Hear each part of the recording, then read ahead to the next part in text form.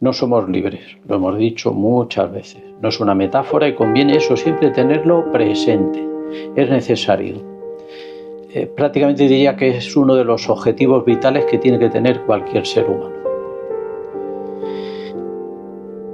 Hemos pensado que el que alguien nos gobierne era absolutamente necesario. Ha sido la forma de manipularnos a todos. Hemos creído que para cualquier faceta de nuestra vida era necesario que alguien realmente ostentara esa capacidad. Y eso no es cierto. Con lo que este poder que se ejerce sobre nosotros se hace, aparentemente, se hace sobre quienes nos gobiernan. Yo diría que quienes nos malgobiernan. Eso lo hacen mal, nos gobiernan muy mal. Además era innecesario, ya lo he dicho. Pero nos vigilan muy bien, nos manipulan perfectamente. Y aún así esto no es lo más importante. ¿Sabes qué es lo más importante? De que lo que están haciendo ahora, o llevan tiempo haciéndolo, es que nos han diseñado. Nos han diseñado hasta el punto de que a lo largo de millones de años hemos acabado siendo lo que éramos hasta hace muy poco tiempo. Pero ahora ellos son capaces de habernos diseñado de tal manera que han decidido cuáles son nuestros temores y miedos, cuáles son nuestras esperanzas, anhelos, ilusiones, cómo queremos vivir, qué queremos hacer. Es un trabajo magistral, es tenebroso, pero es magistral, está perfectamente bien orquestado. Hemos creído incluso que los responsables de todo esto son estos que llamamos políticos. Eso es una cosa muy infantil, es una descripción muy infantil de lo que es el poder. Son piezas necesarias. De hecho, son tan necesarias que ojalá ejercieran la política de forma independiente porque todo cambiaría. Pero están a sueldo del verdadero poder. Y la cuestión es que podríamos empezar a enumerar cuáles son los poderosos, qué sectores son los poderosos. Recordemos que es una estructura verdaderamente compleja la del poder. No es una persona ni son dos, es una estructura muy compleja. Es tan compleja que intentar de definirlo y salir airoso de esa descripción te puede traer algún problema. Es tan compleja de que depende de cómo lo expongas y lo manifiestes, pues puede quedar evidente que no tienes un conocimiento profundo de cómo funciona todo eso. Pero ya está diseñado de esa manera. Está diseñado para que no opines de aquello que no conoces, porque es verdaderamente muy complicado. En esta estructura, yo diría que empezamos por la parte que podemos denominar el cerebro. Si te hablo de Microsoft, de Nvidia, de OpenAI, de Meta, te estoy hablando de corporaciones que básicamente se dedican a recabar datos, analizarlos y gestionarlos. Son capaces de haberte hecho creer que necesitas un reloj inteligente, un teléfono inteligente, una televisión inteligente, la nevera inteligente, la aspiradora también inteligente y un anillo inteligente. ¿Qué está sucediendo con eso? Están recabando tantos datos que nosotros seríamos incapaces de simplemente de recordar una milésima parte de lo que le estamos aportando con todo ese sistema. Por lo tanto, el cerebro es el cerebro porque es capaz de saber más de lo que tú sabes de ti mismo, de tu entorno, de lo que haces, de lo que dejas de hacer.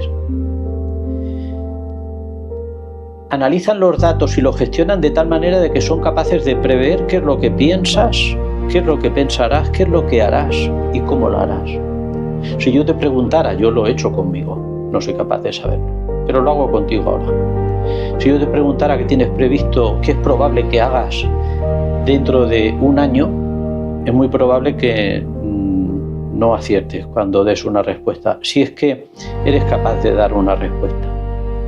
Y sin embargo, como se está gestionando no en el Parlamento, sino en los algoritmos, nuestras vidas, ellos tienen muchísimas posibilidades de saber qué es lo que vas a hacer o qué aventura vas a emprender dentro de un año, tranquilamente. Si ellos son capaces de prever qué es lo que vas a hacer dentro de un tiempo, ¿no crees que es mucho más sencillo que te empujen a hacerlo? Mira si el cerebro va a ser importante. Saben lo que vas a hacer y además tienen la capacidad, porque tienen los medios, de invitarte a que lo hagas. Es más, a obligarte a que lo hagas. Pero de una forma muy interesante.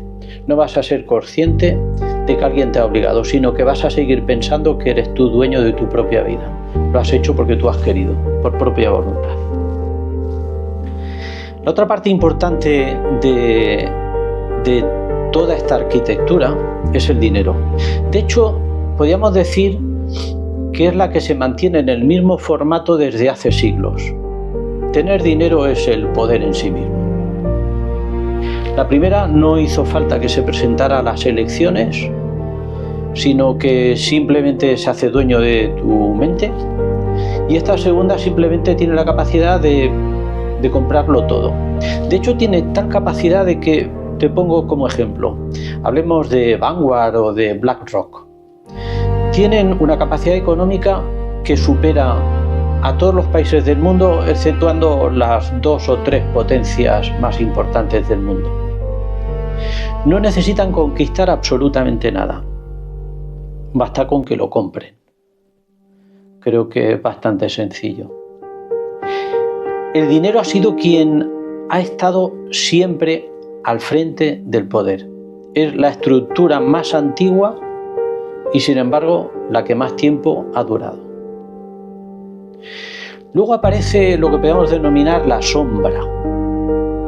Si te hablara de la CIA, del Mossad, bueno, de cualquiera de estas agencias súper importantes de servicios secretos del mundo, te diría de que es uno de los grandes poderes.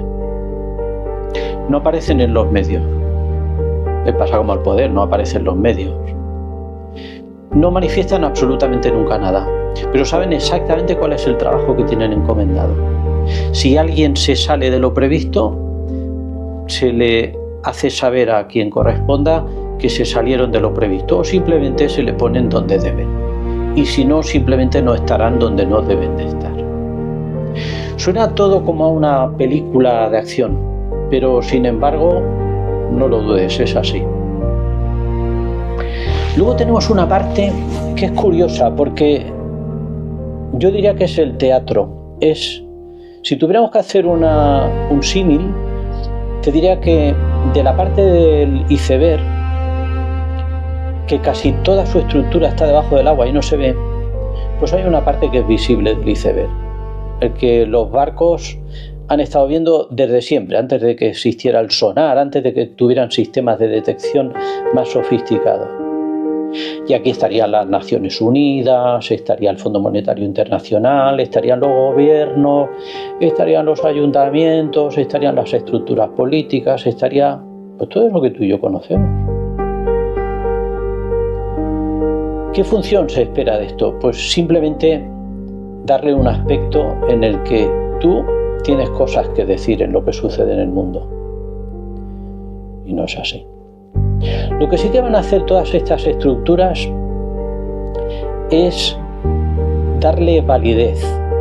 Van a hacer que todo aquellas leyes que construyen, aquellas normas, van a dar no certidumbre, van a dar certeza a todo lo que tenga que ver con el poder. Y claro, hemos sido educados de una forma en la que creemos que la justicia es absolutamente justa. La justicia es un mecanismo que se utiliza, que tenía como objetivo saber lo cierto, lo mejor, lo que sería conveniente, y sin embargo se está utilizando a conveniencia de quien es capaz de la forma de vida, de convencer a quienes ejercen la justicia de que deben de decir una cosa o la otra. Y luego existe un mecanismo que es un mecanismo que se viene ejerciendo desde hace muchísimos siglos. Se ejerció desde la Iglesia, desde el cristianismo clásico a todas las iglesias que fueron apareciendo posteriormente. Y es la educación. La educación debemos de quitarnos de la cabeza ese concepto clásico en el que adquirimos conocimientos que nos van a servir para ser, personas inteligentes. ¿Sabe lo que se ha eliminado de la educación? La capacidad de crítica, la capacidad de análisis. Es una acumulación de datos y además esos datos están convenientemente alineados, listados. Conviene que sepas esto.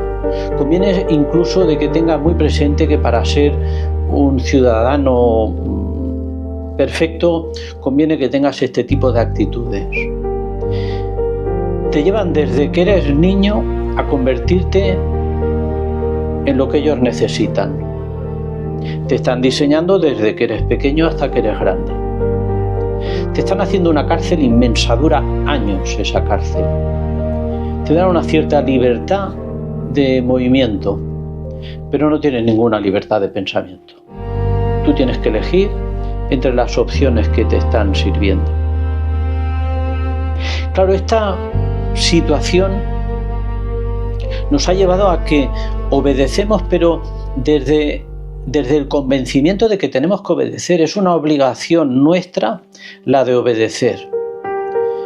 Nuestro estatus en esta organización es muy básico, muy elemental. Prácticamente no tenemos opinión. Nos dan una serie de posibilidades o de opciones y elegimos una de ellas. Cuando lo que tendríamos que hacer sería ejercer de forma absolutamente libre nuestra capacidad de pensar. ¿O es que resulta que solamente los poderosos tienen la capacidad de pensar en lo que nos conviene y lo que no nos conviene? Debemos de entender que estamos en un punto que yo considero que es de ruptura. En el caso de que ya superen ese umbral en el que nos han diseñado, la verdad es que no tengo capacidades para pensar a dónde nos pueden llevar. Pero en cualquier caso, hagamos una reflexión de forma conjunta. Me gustaría que siguiéramos hablando sobre este aspecto. La semana que viene quiero hacer un vídeo que hable sobre uno de estos poderes. Quizás el más peligroso. ¿Y sabes cuál es? El que está en tu mente.